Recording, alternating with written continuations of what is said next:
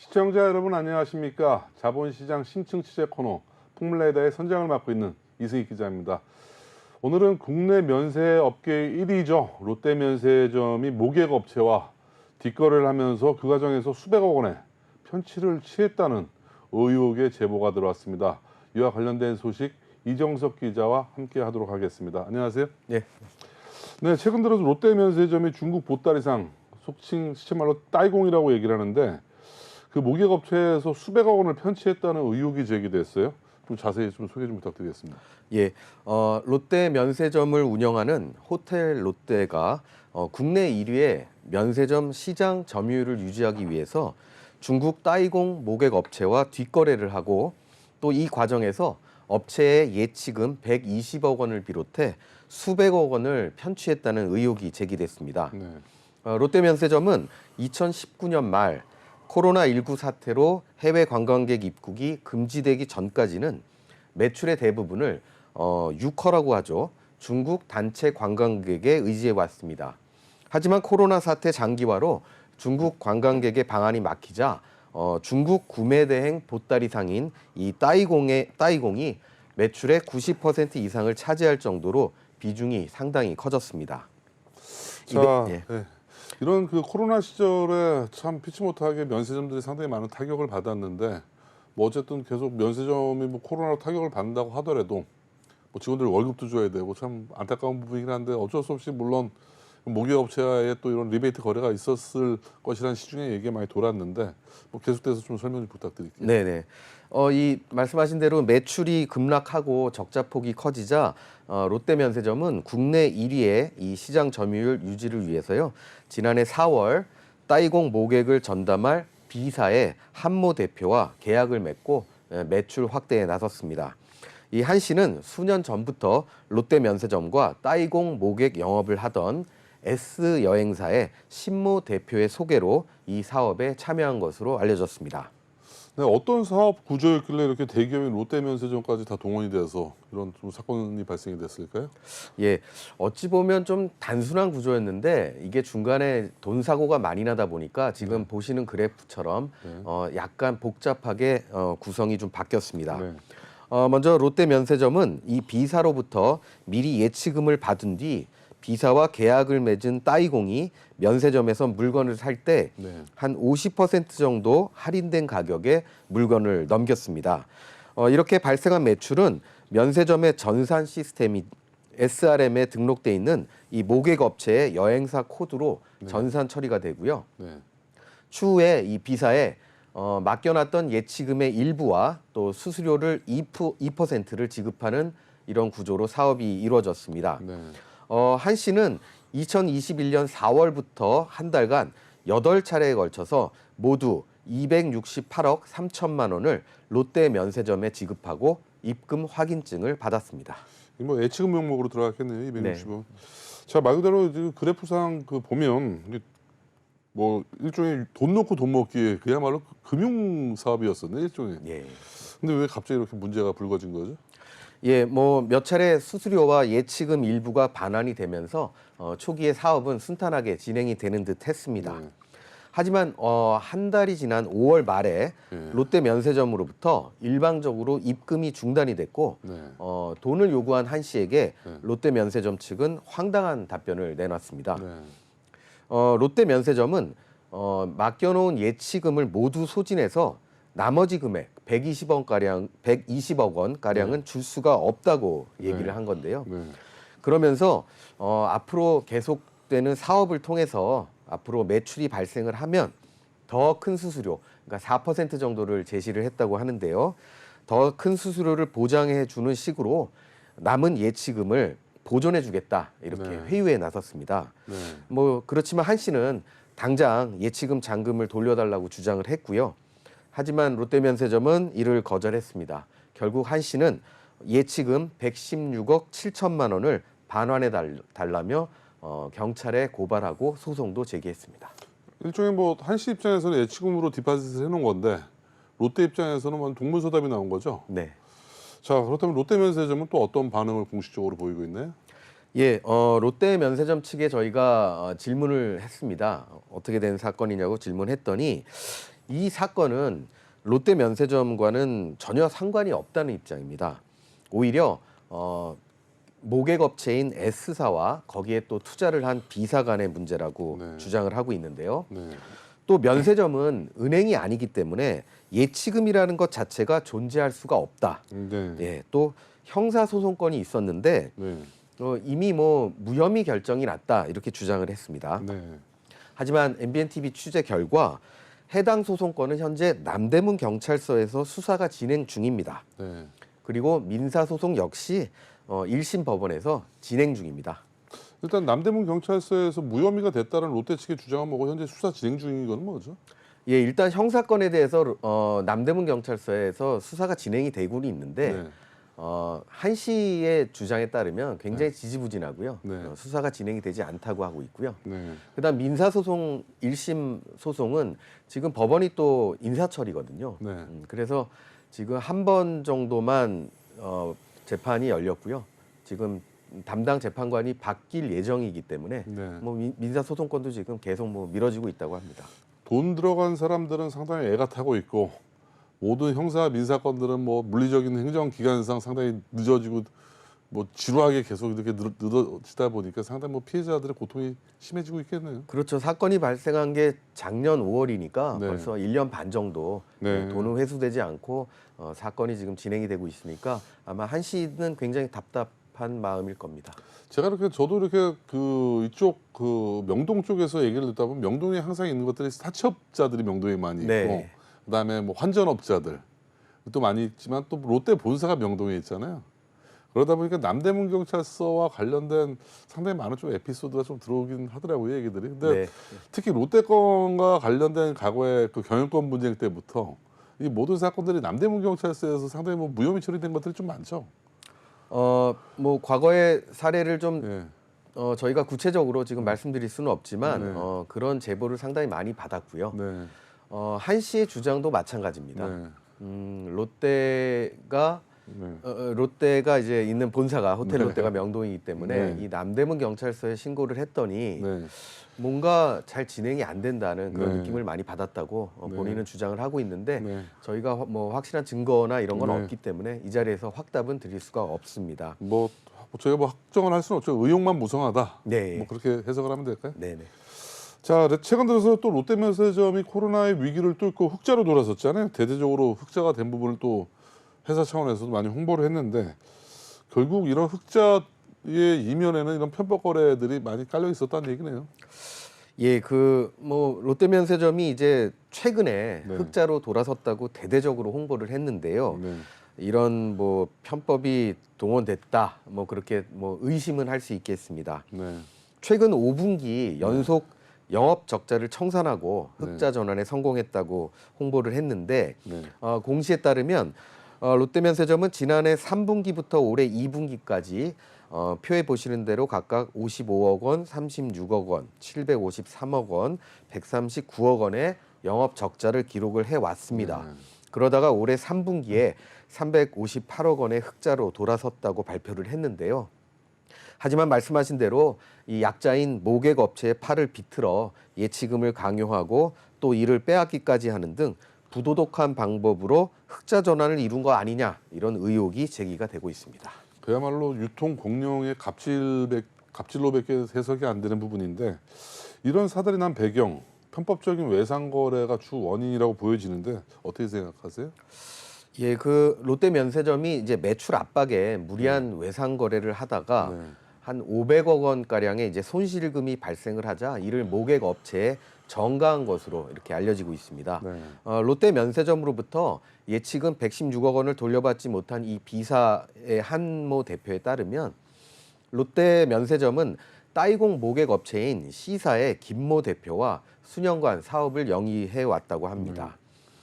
영국의 면세 유통 전문지죠 무디 데이빗 리포트에 따르면 2021년 롯데 면세점 매출은 40억 4,600만 유로, 우리 돈으로 하면 5조 5,700억 원에 달하는 것으로 조사가 됐습니다. 이 따이공의 모객 건별로 매번 2%의 수수료를 받는 점을 감안하면 모객 업체들은 작년 한 해에만 1,100억 원의 수익을 낸 것으로 추정이 됩니다. 이렇게 막대한 돈을 벌어들인 C사는 이 김 대표는 상장사 인수에까지 손을 댔다고 합니다. 네. 이유는 이 면세점 모객 사업이 막대한 이윤을 남기기는 하지만 위험성이 높아서 오래 지속할 수는 없다고 판단했다고 하는데요. 네.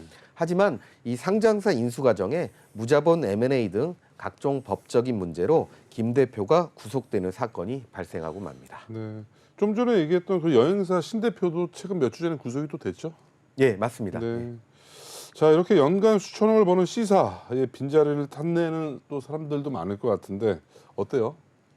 예, 평소 그 C사 돈을 뭐 연간 1,100억 원어치씩 버는 이 C사의 하위 단계에 계속 여행사나 모객 업체들이 있는데요. 네. 그 바로 아래 단계에서 사업을 하던 S사라는 회사가 있습니다. 네. 여기에 이 신모 대표는 C사의 빈자리를 대신하겠다며 롯데면세점 임원에게 제안을 했고요. 네. 사업이 시작이 됐습니다. 네. 하지만 이 자금력이 좀 달렸던 신 대표는 사채 등 600억 원가량을 좀 무차별적으로 끌어들이면서 사업을 진행을 했는데요. 네. 이 과정에서 롯데면세점은 국내 시장 점유율 1위 자리를 지키기 위해서 모객 업체와 수백억 원 규모의 외상 거래를 하면서 지금 이 문제가 발생을 하기 시작했습니다. 네. 면세점 매출의 대부분을 차지하는 해외 명품 브랜드나 국내 유명 화장품은 면세점의 시장 점유율에 따라 제품 공급량을 조절합니다. 문제는 이 중 250억 원가량이 조직폭력배 출신의 사채업자 이모 씨의 자금이었던 겁니다. 네. 약속한 날짜에 돈을 받지 못한 이 사채업자는 신 대표를 폭행하면서 협박을 했고요.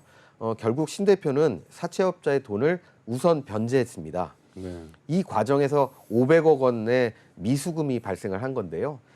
외상 거래로 미수금이 생기면서 비상이 걸린 롯데면세점 측은 이번에 그 116억 원을 떼인 B사 등 신규로 모객 업체를 통해서 이 미수금을 변제하려 한 것으로 알려졌습니다.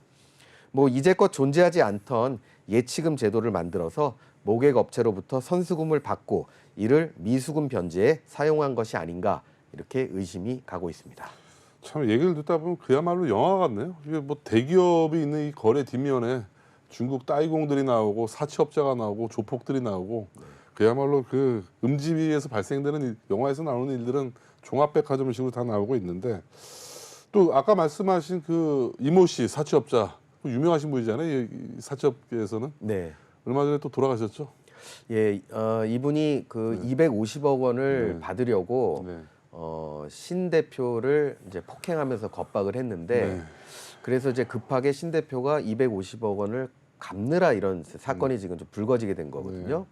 근데 그러고 얼마 지나지 않아서 그 이 사채업자 이 씨가 갑작스럽게 죽었다고 합니다. 네. 예, 그래서 그 갑작스럽게 죽은 원인에 대해서는 저도 또 취재를 해봤는데 네, 심정지로 돌아가셨는데 오늘 뭐 실명을 얘기하지 않겠습니다. 망자에 대한 또 명예훼손이 될 수가 있기 때문에 과다한 프로포폴 과다 복용으로 급사를 하신 걸로 제가 얘기를 들었어요. 예. 예. 자, 그렇다면 이러한 사실을 제보한 모객 업체 측은 또 어떻게 주장을 하고 있나요? 예, 그 B사 한 대표에 따르면 네. 롯데 면세점 측은 돌려주지 못한 116억 원에 대해서 앞으로 발생할 매출에서 기존 거래보다 2배가 많은 4%의 수수료를 지급하는 방식으로 네. 차감해주겠다 이렇게 회유를 했는데요. 네. 롯데 면세점 전체 판매 제품의 80% 가량을 차지하는 국내 인기 화장품이죠. 아모레퍼시픽의 설화수나 네. LG 생활건강의 후 이런 제품들인데요. 이런 인기 화장품을 몰아주겠다 그렇게 제안을 하기도 했고요. 하지만 이런 방식으로 예치금 전액을 돌려받기에는 너무 많이 시간이 걸리겠죠. 네. 그래서 한 대표가 이런 제안을 거절을 했고요.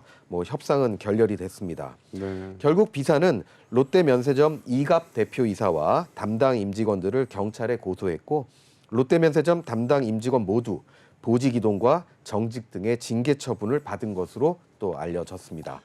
당시 모든 상황을 알고 있던 롯데 면세점의 모 전무가 이번 롯데그룹 인사에서 대표에 선임될 가능성이 높다 이런 얘기도 흘러나오고 있는데요. 네.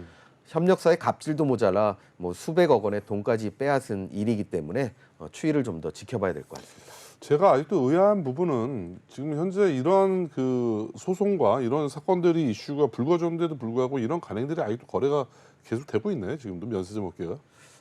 면세점 업계가 사실은 외국인 관광객을 대상으로 네. 영업을 하다 보니까 네. 지금 코로나19 사태처럼 이런 일이 벌어지면 뭐 네. 매출이 뭐 급전직하할 수밖에 없죠. 네. 근데 뭐 제가 이번 취재하면서 전해 들은 얘기는 네. 롯데 면세점의 경우는 조금 심한 경우긴 한데 네. 모객 업체를 통해서 따이공에 의존하는 매출 구조는 네. 뭐 우리나라의 모든 면세점이 다 동일하다고 합니다. 참 안타까운 현실이네. 이게 우리나라가 중국 의존도가 참 뭐 높은 사업들이 상당히 많은데 특히 면세점 이 업계는 중국 요커들에 대한 의존도가 너무 높아요. 너무 높습니다. 90% 가까이 되니까요. 그렇다고 해서 이런 불법 거래를 우리가 또 용인해 주면 안 되잖아요. 계속 이런 또 사건 사고가 발생해도 피해자들이 발생되면 안 되는 거잖아요. 결국은. 그렇죠. 네. 뭐 이번 사건은 사실은 그 전에 뭐 전혀 없던 예치금이라는 제도를 만들어서 네. 펑크가 난 그 자금을 메우려 했던 네. 걸로 추정이 되는데요. 네. 뭐 좀 정상적인 방법으로 영업이 이루어져야겠죠. 또 아까 또 그럼에도 불구하고 이 사건의 책임자였던 전무가 또 대표이사로 승진할 수가 있다고요? 예, 그 이번에 그 소를 제기한 그 네. B사의 한모 대표 측의 주장인데요. 이분들도 사실은 돈을 받기 위해서 여기저기 많이 알아봤나 봅니다. 네. 그래서 지금 롯데 면세점 측에서 소송 대리를 하고 있는 법무법인에 그 담당 내부 직원까지 좀 설득을 해가면서 여러 가지로 좀 알아봤다고 하는데 뭐 지금 방송에서 다 말씀을 드릴 수는 없는데요. 네. 예, 아무튼 참 그 수면 아래 굉장히 많은 일들이 벌어지고 있습니다. 참 지저분하네요, 정말. 자, 중국 따이공이 없다면 국내 면세점 앞으로 살아남기 힘들까요?